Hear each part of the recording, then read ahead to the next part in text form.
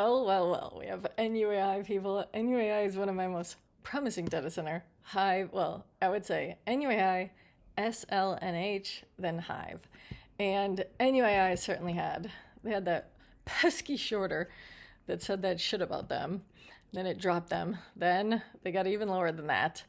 And wait, I think this was the pesky shorting situation. Yeah, I think it was this. Because, well, and the whole New Mexico lawsuit thing. So they were getting sued by New Mexico saying that our landman William left these leaky wells, which I definitely don't think landman William was going to do that.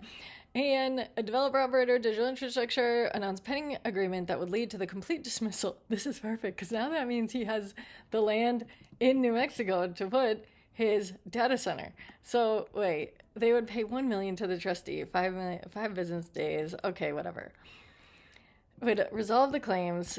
See, they just wanted some fucking money. It's all about money. Fuck New Mexico. Isn't it an uninhabitable shithole yet? What's the temperature there right now? 175 degrees. Who the fuck is gonna live there? Anyways, fuck New Mexico. NUAI, obviously. Then we have UMAC. I was literally just saying yesterday. I said in the video yesterday, I said, I'm not selling my UMAC because I think it can reach new highs. I didn't know it would take one day, but I think this can go higher because I think they're going to get United States government investment because you have Hans and UMAC. There you have it. There you have it. Pentagon discussion of supply chains. For the love of God, if Hans can get money, if UMAC can get money, and you know what? Speaking of all of this, I'm not holding RCAT, but RCAT's a nice hold. Volatile, clearly. But man, oh man, RCAT, there it goes. And this, okay, RCAT has these teal drones. Teal drones go along with OPTT's platform buoys for drone launching. What if it's a double whammy?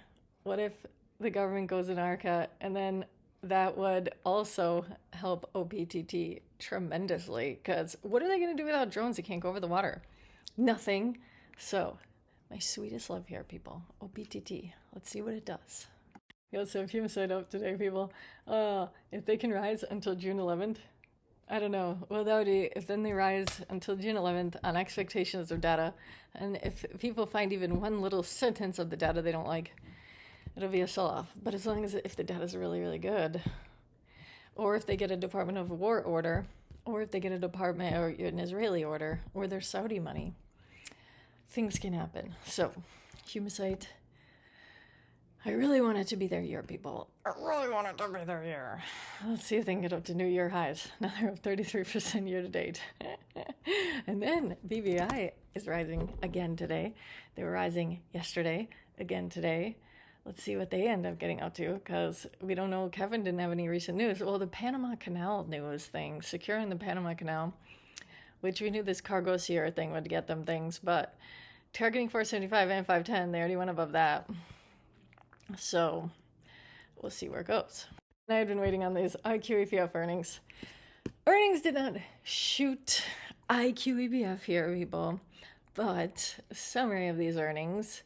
Can't really say a lot being a teensy little semiconductor. And you also had Macom down today, 10%. Photonics, 15% year over year. That was expected. So they didn't blow the water off any of their guidance or expectations there. And 40% negative. That one impacted by macro uncertainty, tariff concerns, mobile handset softness. But see, we don't care about that. We want their photonics to be growing. And first half, severely hampered macroeconomic uncertainty and wireless headwinds. Second half saw inventory depletion, defense budget release, AI data center tailwinds. That's the focus. So 81 million total fundraise, 30 million cash, 15 convertible notes from Macom. Long-term strategic agreements. That's what we like to see. They didn't really give us more information on that, though. Appointed the Macom executives to their board. That one, 390 is sure. So I do believe on multiple fronts, multiple partners, long-term agreements to avoid over-reliance on a single customer and to offer supply security in constrained indium phosphide market. That's all we need to see, people. The indium phosphide. And then I do believe, and GAN, no current capacity constraints is important, very important. pure play epitaxy provider with manufacturing on 3 continents. Each site has distinct technology focus. Quite excellent people. And they're obviously down on earnings, but I don't think it's a problem at all. Debt eliminated. That was a big problem. When I found them in February, I wasn't exactly sure if they're going to continue on as a company. So this, I'm excited about IQEPF. And then SciVef earnings were supposed to be tomorrow. I don't know. I had these all messed up. I thought this wasn't tomorrow. SciVef. So they're down. Did they get news? I don't think they had it. But it would be in the evening if they do. I'm not sure. Oh, wait. May reveal if NASDAQ ambition. Oh, I guess it hasn't yet. This, is it? Tomorrow.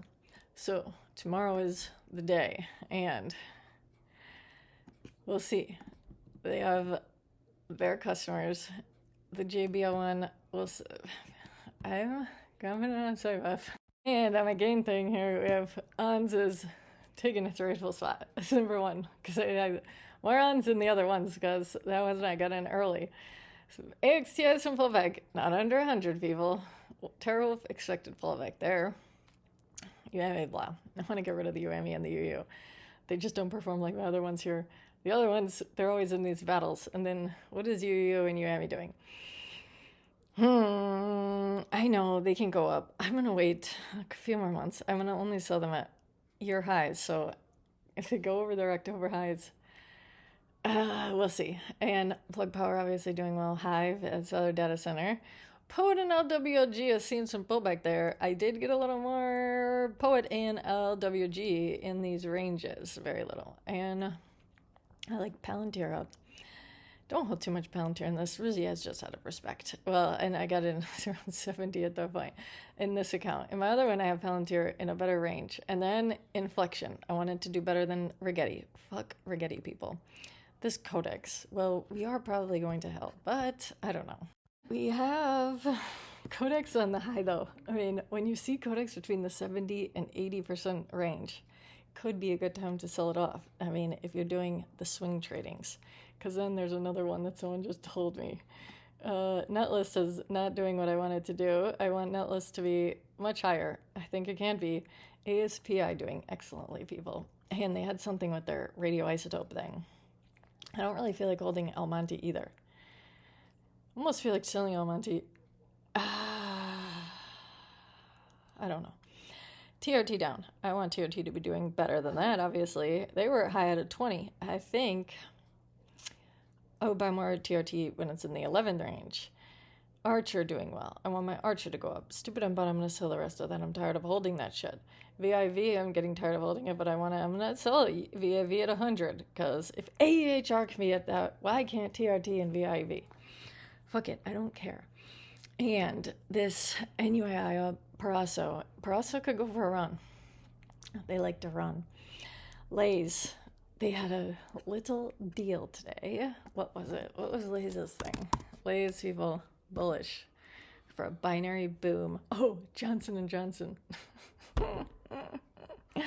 Johnson & Johnson has had all these lawsuits because they were mining talc, next to asbestos. Then they told women, all sorts of babies, to put it on their private parts. And obviously, putting asbestos on your private parts is not a good idea. So I've hated Johnson & Johnson a long time because they definitely knew about it. But now, I think I could forgive them. And Trough Pharma waiting on, blah, this one.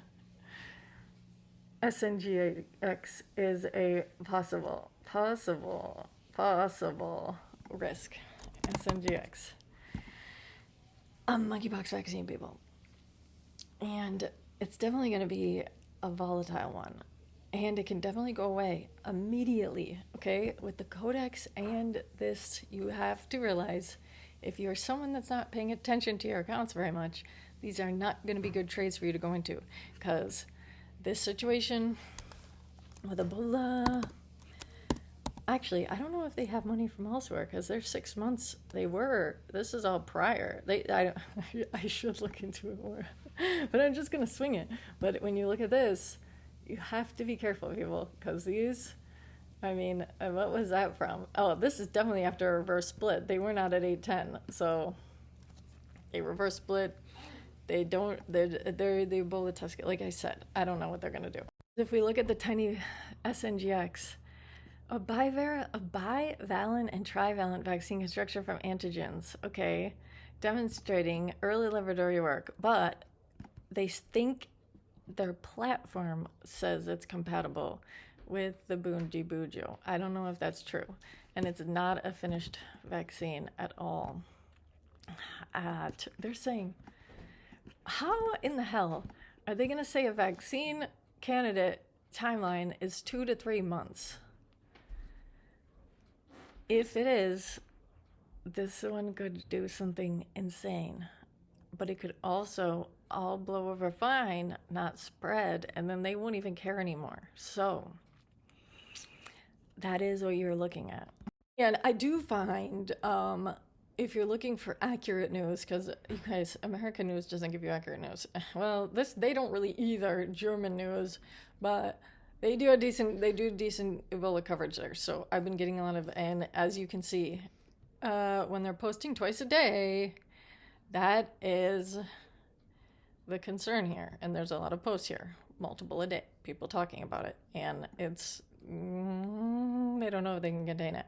And then we have these fucking World Cup games, which I personally think, but it doesn't matter what I think. So anyways, that's today.